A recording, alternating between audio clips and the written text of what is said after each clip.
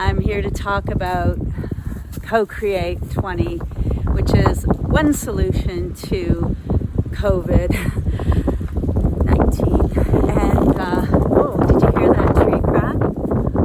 What I want to talk about today is tree hugging and the idea that if we can actually spend time with trees, that it's healing. The Japanese studied the forest and our presence in the forest and came up with this idea called Shinrin-yoku, which is forest bathing. And they proved that just being in the presence of trees actually heals us.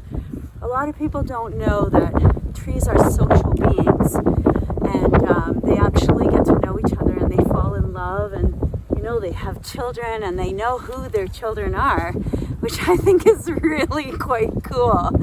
And in this time of social distancing, we don't have to distance ourselves from trees. They're social. They want us to hug them. They want us to touch them.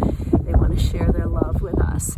So as you find yourself alone or separated from family and friends and not sure what to do, know that you can always go outside, find a tree, and give it a hug. And it's just a question of holding on to it. You can talk to it if you want. Most people don't know that trees have an electrical charge that goes through them, and this charge moves at a rate of 1/4 of an inch per hour. So it's very, very slow, and it could be anywhere on the tree. But if you get comfortable being around the presence of trees, you'll begin to understand our deep innate connection with nature, and it's our primal right actually to be connected with them. So if you're uncomfortable, because your friends might think you're crazy if you start hugging a tree like this, you can just touch the tree.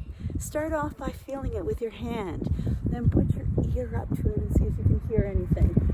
And then get used to just being around trees, and you will hopefully find some peace and love and a connection again with the Great Mother.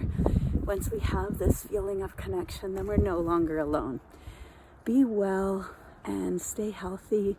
Sending you lots of love from the bottom of my feet.